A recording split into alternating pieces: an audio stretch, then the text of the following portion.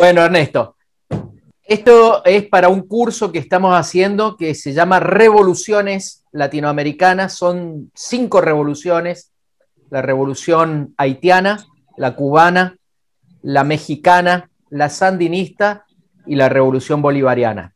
Entonces, yo empezaría preguntándote, nosotros hemos definido que una revolución es un cambio muy profundo en lo social, en lo político, en lo institucional incluso, y que muchas veces, aunque no necesariamente, es violento, se hace con las armas y en poco tiempo. En el caso de la revolución bolivariana, de hecho, nosotros la consideramos una revolución, por eso está en el curso. Tenemos más de 100 alumnos de Argentina y de otros países. Y, pero yo te quería preguntar, porque en este proceso político no ha habido violencia de parte de los conductores del proceso y además ya lleva casi 22 años. ¿Por qué es una revolución? ¿En qué te basarías vos para decir que este proceso político es realmente una revolución? Bueno, primero por sus raíces. Quisiera, ante todo, darte las gracias y saludar a todos los participantes de este curso, ¿no? Desde Caracas, capital de la República Bolivariana de Venezuela. Pero lo primero es su raíz histórica, que se hunde en un proceso revolucionario inconcluso, como es nuestra revolución de independencia. La revolución bolivariana tiene ese apellido no por razones estéticas, sino doctrinarias, ideológicas. El proyecto de Bolívar quedó a medio camino. Y el comandante Chávez, cuando irrumpe en la escena política, invoca al Libertador y trae al presente su propuesta. Al hacerlo, conecta con un sustrato ya existente de admiración, de afecto popular, de conexión histórica con el Libertador, quien planteó un proyecto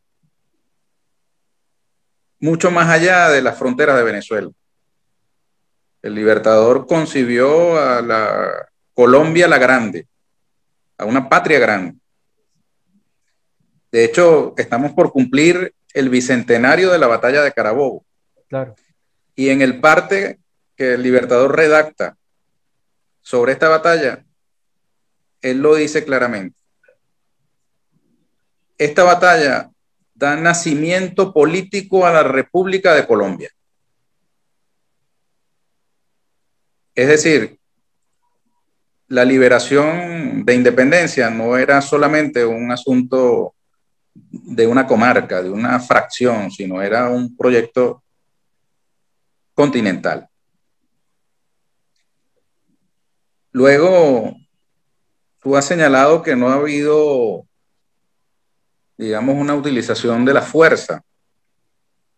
Y es correcto, en los años de la Revolución Bolivariana, la fuerza ha sido empleada solamente para la legítima defensa del proceso revolucionario.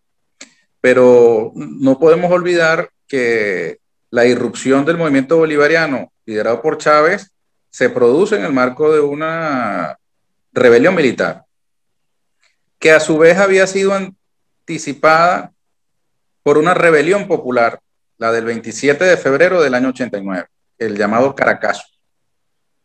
Entonces, estamos frente a un continuo histórico que hunde sus raíces profundas en el proyecto revolucionario de Bolívar y que tiene origen en 2 rebeliones.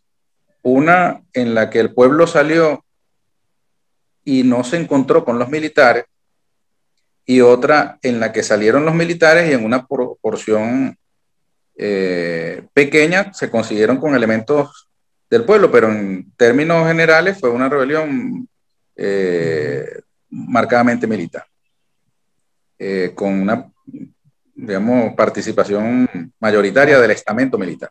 Sí. Luego, el comandante Chávez lanza su candidatura presidencial y llega al poder en 1998 en las elecciones que gana limpiamente.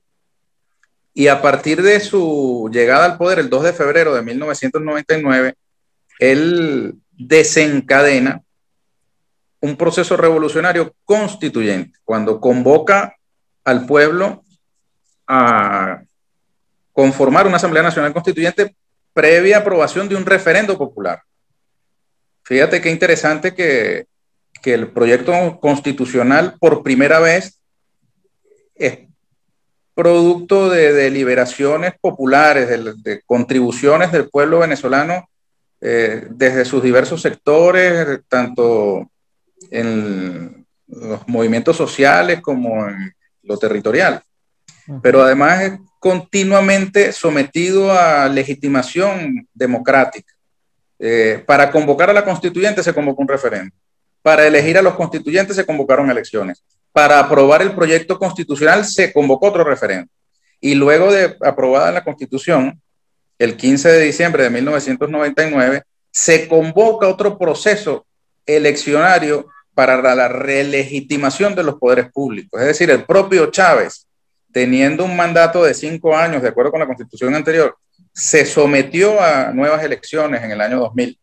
Lo mismo que las gobernaciones, alcaldías, consejos municipales, parlamentos. De modo que esa génesis digamos, del proceso constituyente democrático venezolano estuvo muy sometida a la participación tanto cualitativa, vinculada a los contenidos del proyecto constitucional, como cuantitativa, es la medición, digamos, popular de las propuestas políticas de la revolución mediante el sufragio. Claro. Y luego, digamos, el accionar del imperialismo te ha servido de látigo, como algún teórico alguna vez sugirió, que el látigo de la contrarrevolución muchas veces es necesario para avanzar en el proceso revolucionario. Pues bueno, la propia actuación de las fuerzas de la contrarrevolución han impulsado avances en el desarrollo de un proceso revolucionario. Que esas sí han sido muy violentas. Donde ha habido una utilización desmedida de elementos desde el terrorismo urbano hasta el magnicidio, pasando por la utilización del estamento militar, elementos del estamento militar. Aquí hubo, por ejemplo, la toma de la Plaza Altamira. Durante semanas enteras hubo decenas de militares de derecha que tomaron una plaza y se hicieron fuertes allí, desconocieron al gobierno, llamaban a la renuncia del presidente. Hubo sucesivamente lo que llaman un goteo militar, pronunciamientos sucesivos. Luego, con el gobierno del presidente Nicolás Maduro Moro, también se han producido episodios violentos. Se va a cumplir ahora el 30 de abril, otro aniversario de un intento de sublevación militar liderada por Leopoldo López y Juan Guaidó. Se quedaron realmente esperando en un puente el que digamos, sectores sustanciales de la Fuerza Armada se sumaran a esa aventura, pero en todo caso ha habido esa apuesta. Las invocaciones al golpe militar abiertas, explícitas por parte del imperialismo norteamericano no han estado ausentes, todo lo contrario, ha habido una permanente incitación al golpe militar, de modo pues que no solamente por las ejecutorias del gobierno revolucionario y del proceso revolucionario, sino también por la reacción y el surgimiento de una contrarrevolución, uno puede valorar que en Venezuela se ha estado desarrollando esa contradicción entre los revolucionarios y los contrarrevolucionarios. ¿Que la revolución es una tarea cumplida? No. La historia demuestra que la revolución es un eterno reinicio, que la revolución siempre demanda digamos, nuevos bríos y que van quedando materias pendientes. Obviamente, podemos enumerar pasivos, experiencias de las que debemos aprender lecciones, experiencias de las que otros pueblos que se atreven también a buscar un camino propio pueden servir de espejo para no cometer los mismos errores o para, claro, si hay algún acierto, también valorarlo, ¿no? Parte de la experiencia propia. En fin, sí, aquí en Venezuela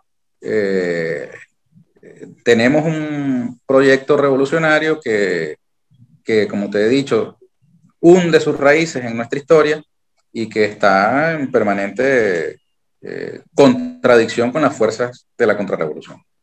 Sí, y si ha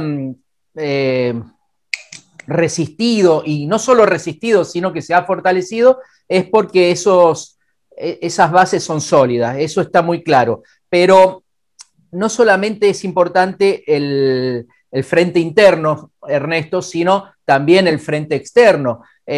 Cuando llegó al gobierno la revolución, que bien has dicho, podríamos decir que empieza o el 4 de febrero del 92 o incluso en el 89, pero llega al gobierno por vía democrática, por vía de elecciones en el 99, estaban solos, Venezuela estaba solita a nivel regional, y pasó el 2000 y el 2001, y pasó el golpe del 2002. Le quiero decir a los y las participantes que Ernesto es autor de este libro, Abril Golpe Adentro, y de este otro también en coautoría sobre Posada Carriles, el terrorismo del imperio y el golpe permanente, el golpe continuo, sobre todo este del 2002.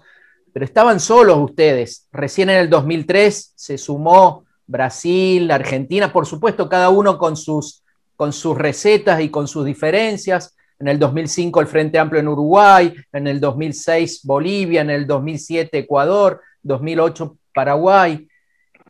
Y hoy, Ernesto, pareciera que otra vez Venezuela está sola, ¿no? En el contexto internacional o por lo menos regional. Hay aliados internacionales, siempre hay, pero te quería preguntar cómo han piloteado esa crisis, teniendo en cuenta, por ejemplo, que García Linera ha dicho que la revolución al final de cuentas, según él, siempre pareciera destinada a fracasar, justamente por los límites que pone el sistema internacional, ¿no es cierto? Y en este caso no ha fracasado. Con todos sus problemas, la revolución bolivariana sigue adelante, y con estas diferencias de contextos, ¿no? Sí, mira, ciertamente venimos de una etapa en la que confluyeron liderazgos regionales, variantes, disímiles, pero que se encontraron en una convergencia latinoamericana. Ahora, esa confluencia generó, como dialécticamente uno debe suponer, una reacción. Y tanto las burguesías locales como el imperialismo, que tiene muy claros cuáles son sus intereses, echaron a andar los mecanismos para salir de esa convergencia.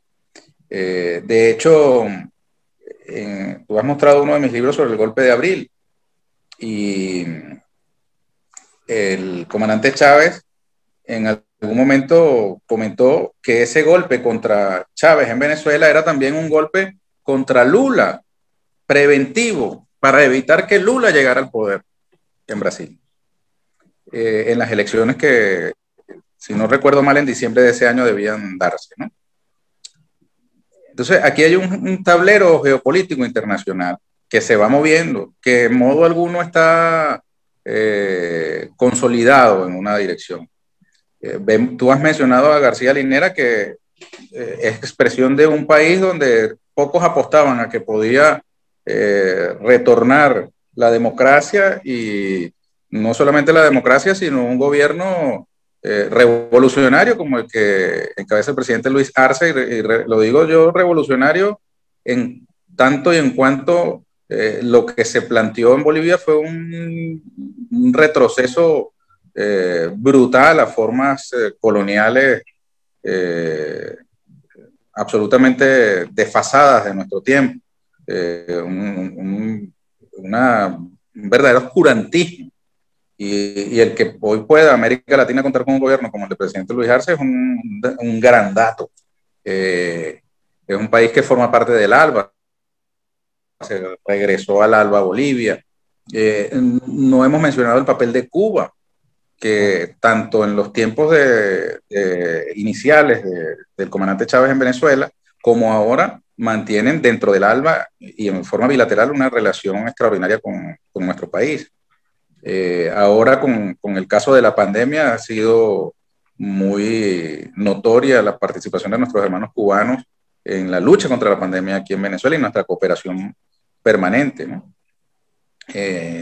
Cada uno de nuestros países se vienen desarrollando procesos de contradicción entre las fuerzas del progreso, de la independencia, frente a las fuerzas del atraso y del coloniaje.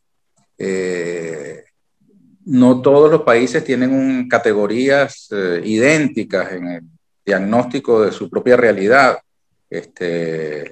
Nosotros no pretendemos exportar los códigos de la Revolución Bolivariana a ningún otro país, pero vemos con mucho interés cómo movimientos populares progresistas, de izquierda, antisistema, comienzan nuevamente a aparecer como alternativa en distintos países, incluso en lugares donde uno poco imaginaba que tuvieran oportunidad de una figuración sustancial. No quiero caer en precisiones para evitar, digamos, malas interpretaciones, pero estamos muy lejos de un final en esta confrontación. Es una confrontación dinámica. Y el capitalismo con la pandemia se ha, digamos, terminado de desnudar como un sistema brutal que apuesta incluso a la muerte, a la exclusión más brutal de los más vulnerables. Este desprecio por la vida de los adultos mayores, digamos, esa visión maltusiana sobre seres humanos que sobran, claro, que pueden ser prescindidos. Es una visión terrible, además la que mercantiliza todos y cada uno de los aspectos de la vida humana. Sí. Yo creo que la nueva realidad sanitaria también comienza a replantear en los seres humanos cuáles son, digamos, los valores más verdaderamente humanos. Y yo quiero poner el ejemplo de la Cuba revolucionaria, que es el único país de este continente que tiene tal cantidad de candidatos vacunales desarrollados. Es un triunfo del socialismo en la defensa de la vida. Es el país más pequeño del mundo en desarrollar tal cantidad de alternativas potenciales para enfrentar la pandemia. Y con todas las dificultades, con todos los problemas, con todas las críticas que puedan caber a nuestros procesos revolucionarios, la alternativa del capitalismo cada vez es más impresentable. Por supuesto, tendrá siempre sus defensores, tendrán siempre sus legitimadores. Habrá también quienes desde el campo de la llamada izquierda, que es muy variada, prefieran mimetizarse con las fuerzas conservadoras y en algunos casos ignorar y en otros casos descalificar a los movimientos populares, políticos, revolucionarios que han venido insurgiendo como alternativa, haciendo cálculos electorales, por ejemplo. Claro. Sabemos muy bien que en el caso venezolano hay una campaña de satanización, de demonización, frente a la cual algunas figuras progresistas prefieren tomar distancia para no correr con los costos que esto supone en los países respectivos, ¿no? Sí, sí. Pero más allá de esas incomprensiones o de esos cálculos pequeños, el saldo es que aquí en este continente la última palabra no se ha dicho. Y si tú quieres que te lo diga más claramente, creo que con el pasar del tiempo también los pueblos van aprendiendo y muchas veces, digamos, las demonizaciones exageradas conducen más bien a replantearse verdades supuestamente incontestables. La gente comienza a repreguntarse si será verdad tanto que se ha dicho contra Venezuela, si esas cosas tan absurdas, las mismas campañas que las corporaciones han venido desarrollando contra algunos movimientos. Me voy a referir a España, para no mencionar nuestro continente. Bueno, en este momento en España, la misma prensa que ha creado una imagen absolutamente distorsionada de Venezuela está emprendiendo el mismo tratamiento contra un sector progresista que ha comprado varias de las, digamos, de los estigmas que esa misma prensa o que esos mismos poderes mediáticos ha desarrollado respecto de Venezuela. Entonces, cuando empiezan a probar estos movimientos, un poco de esa medicina, se van dando cuenta que esa medicina se la han venido aplicando a otros en otras latitudes. Entonces, eso no es malo del todo porque ayuda a que nos vayamos también deslindando de posiciones que al final del día son inconvenientes para todos y para todos. Sí. Con la diversidad que caracteriza a la humanidad, nosotros debemos encontrar espacios para avanzar en la construcción de un mundo distinto, de un mundo que no esté condenado a la fatalidad del capitalismo y de eso que algunos llaman el neoliberalismo, con los aciertos y los errores que toda obra humana siempre va a tener. Pero Ernesto, estoy seguro de que el futuro va a dar muchas sorpresas. Ernesto, para ir cerrando y agradecerte estos minutos y no robarte muchos más, con todos estos ataques que sufre la revolución bolivariana, que viene sufriendo de todo tipo, desde el imperialismo, pasando por la oligarquía local, los medios de comunicación, el sector financiero, etcétera, etcétera, etcétera, y distintos tipos de ataques. Al tener que resistir tanto y tantos años, ¿tienen tiempo esa revolución para revolucionarse a sí misma y ser fiel a aquella dialéctica hegeliana que tiene que estar en el substrato de toda revolución, de seguir revolucionándose y no anquilosarse, no volverse una revolución conservadora? Sí, bueno, yo soy de los que he dicho que esa contradicción la tenemos todos, cada uno de nosotros, al interior de nuestras propias reflexiones, porque las fuerzas conservadoras que tenemos por dentro pueden empujarnos a interpretar que basta con acceder al poder político para considerar realizada una revolución. Y eso, lógicamente, no es así. El poder político debe ser una herramienta para la revolución, no el fin de la revolución en sí. Y esa, digamos, contradicción debemos manejarla permanentemente. El comandante Chávez, por ejemplo, proclamó el golpe de timón. El presidente Nicolás Maduro Moros ha avanzado en medio de grandes dificultades, también propiciando una permanente revisión de los métodos, incluso del liderazgo. Ha convocado a sectores de nuestra juventud, por ejemplo, a ir asumiendo responsabilidades de gobierno. Ha convocado en este año bicentenario de la batalla de Carabobo al Congreso Bicentenario de los Pueblos, que busca precisamente ir al encuentro, por ejemplo, de factores, individualidades que con el curso de los años hayan podido quedar al margen de la dinámica participativa y permanentemente el presidente nos convoca a cambiar todo aquello que deba ser cambiado. Claro, tú lo has dicho muy bien, no es lo mismo hacer una revolución con el petróleo a $100 en un país petrolero que comercia libremente con todos los países del mundo, hacer una revolución en un país sancionado cuya industria petrolera está imposibilitada de acceder al crédito internacional, a los mecanismos convencionales del comercio lícito. Las circunstancias que el imperialismo norteamericano ha impuesto a este país son verdaderamente cruentas.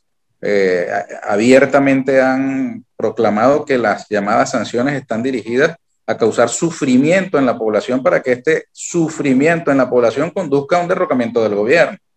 Y ese sufrimiento del gobierno del presidente Nicolás Maduro Moro, las fuerzas de la revolución han, digamos, impulsado políticas para atenuarlo, para acompañarlo en el campo alimentario, en el campo de la salud, haciendo lo inimaginable para garantizar el tratamiento médico a los venezolanos y venezolanas.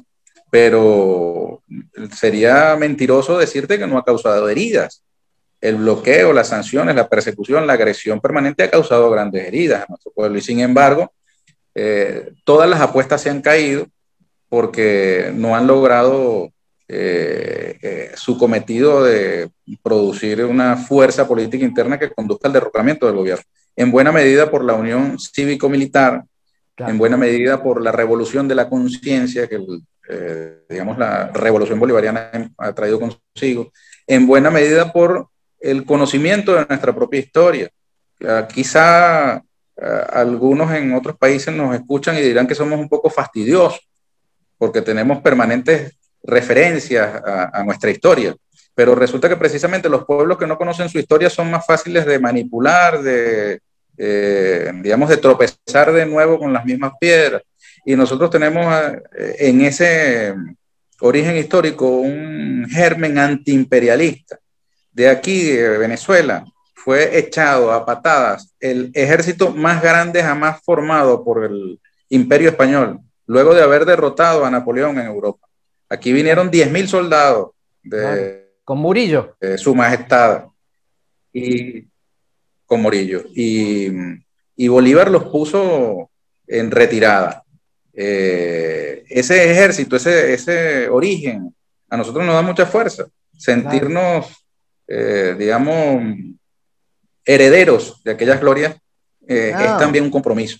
No, por supuesto. Arrodillarnos y levantar las manos y decir me rindo es un escenario que, digamos, además, individualmente algunos podrán optar, ¿no? Pero como pueblo nunca jamás. Además tienen con qué estar orgullosos. No cualquier pueblo, no cualquier país tiene un Bolívar y un Chávez, Ernesto. Antes de irnos, quería pedirte... Que por cierto, no son patrimonio nuestro nada más, también es de ustedes, de toda la patria grande. Quería pedirte por un minuto que te saques el saco de ministro, incluso hasta de militante, hasta de ciudadano, y quiero apelar a lo más humano, porque nos conocemos hace 15 años y porque tenemos confianza. Vos antes de ser ministro del Poder Popular para la Cultura, fuiste ministro de Comunicaciones y te tocó quizás una tarea terrible que fue ir comunicando en ese inicio del 2013 la enfermedad, la evolución de la enfermedad del comandante Chávez e incluso, bueno, esos días de la muerte. ¿Cómo sufriste o cómo viviste ese momento desde lo más humano? ¿O cómo lo recordás?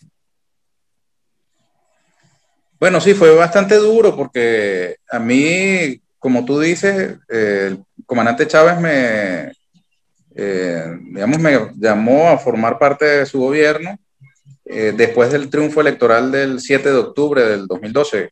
El 13 de octubre de ese año, él nos juramenta a Nicolás Maduro como su vicepresidente y yo formé parte del grupo de ministros que entró para ese que debía ser el nuevo gobierno de Chávez. Era el gabinete del golpe de timón. Lamentablemente se nos atraviesa la enfermedad del comandante Chávez, que nadie podía imaginar que podía tener ese desenlace.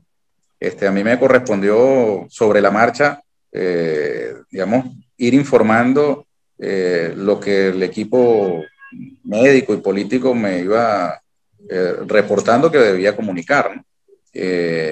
No era nada grato tener que decirle al mundo, como me tocó a mí en varias ocasiones, reportar algunas, digamos, complicaciones que tuvo el comandante Chávez en ese camino. Hubo momentos en los que tenía necesariamente que reportar avances, mejoras, como sucede en todo cuadro clínico de un paciente que de pronto tiene picos positivos y picos negativos. Fue todo un desafío comunicacional, inédito para nosotros. Desde el punto de vista humano, muy duro, porque el jefe que me había convocado entraba en una situación inesperada. Y bueno, al mismo tiempo también fue un espacio para el encuentro con quien luego sería su relevo, el actual presidente Nicolás Maduro Moros, con quien trabajé muy estrechamente, siendo él el vicepresidente, ¿no? Yo escribí un libro con entrevistas al comandante Chávez, porque tuve la ocasión de entrevistarlo varias veces después de la primera de las operaciones que se realizó en Cuba. Él vino de Cuba, si no me equivoco, el 4 de julio del 2011 y llamaba frecuentemente al programa de televisión que yo conducía en Venezolana de Televisión en las mañanas. Y bueno, tuvimos ocasión de preguntarle a él sobre el tema de la salud, de su propia salud. Esas entrevistas, donde se reflexiona además sobre infinidad de temas, las recopilé en un libro que se llama Buen Día Presidente. Espero hacerte llegar uno. Voy a tratar de enviarte un enlace de descarga libre. Sí, gracias. Porque son muy interesantes las entrevistas por las reflexiones de Chávez en ese momento. Y bueno, esa experiencia cambió mi vida, porque yo era un periodista de izquierda haciendo labores de periodista, entrevistador, era director de un periódico llamado Ciudad Caracas, pero a partir de mi entrada al gobierno terminé, digamos, incorporado plenamente a tareas políticas, ¿no? Y bueno, siente uno el compromiso humano también con Chávez de continuar adelante con las tareas que él nos encomendó. Y bueno, la propia historia se ha encargado de, digamos, de corroborar el camino que en aquel entonces él nos propuso. Para mí, te lo digo, sería muy penoso que este momento de la vida venezolana me encontrara a mí en una posición que no fuese la de enfrentar resueltamente esta agresión imperialista. Sería verdaderamente contra natura, ¿no? Más allá de los errores que nosotros podamos haber cometido, de las dificultades que pudiéramos haber evitado, pero esa agresión imperialista tan asquerosa merece toda la repulsa y todos los esfuerzos que podemos hacer para mantener intacta nuestra dignidad. Aquí está el libro al que te hacía referencia, se llama Buen Día, Presidente. Perfecto, lo voy a esperar. Llegar un ejemplar. Gracias. Ernesto, muchísimas gracias por este rato, sabemos que estás ocupado. Te quiero decir una última cosa. Les mandamos una solidaridad enorme, un abrazo enorme, que la solidaridad no es solamente una palabra, sino también acción. Yo lo digo por mí, he criticado y sigo criticando abiertamente a mi gobierno, que considero mi gobierno, considero que es un gobierno progresista, es lo mejor que podemos tener en este momento, pero hemos criticado muchísimo y seguiremos criticando la actitud que tiene Argentina para con Venezuela en los foros internacionales. Y te quiero decir que no es solamente una cuestión de solidaridad, sino fundamental para nosotros, para los pueblos de nuestra América, porque Venezuela es hoy lo que quizás simbólicamente representó los últimos años de la Unión Soviética, en el sentido de que la caída del muro de Berlín dio paso a un sistema mundial de crueldad absoluta, ¿no? Eso justificó las tesis de Fukuyama del fin de la historia, de que no había alternativas, y sin embargo desde Venezuela surgió una alternativa. Si esa alternativa llegara a caer, sería un desastre para la humanidad. Por eso es un deber, no es solamente solidaridad, sino un deber de todos asistir, bancar y sostener a Venezuela con sus aciertos y con sus errores. Pero ustedes son una esperanza para todos nosotros. Muchas gracias por eso. Gracias, Mariano. Un abrazo fuerte a ti, un saludo a todas y a todos los participantes de esta actividad que les agradezco infinitamente. Aquí tienen un pueblo hermano, amigo, y tengan por seguro que aquí lo que va a caer es el imperialismo. Gracias. Gracias por devolvernos la esperanza y la alegría. Un abrazo grande, Ernesto. Éxito, hermano. Gracias. Saludos. Chao.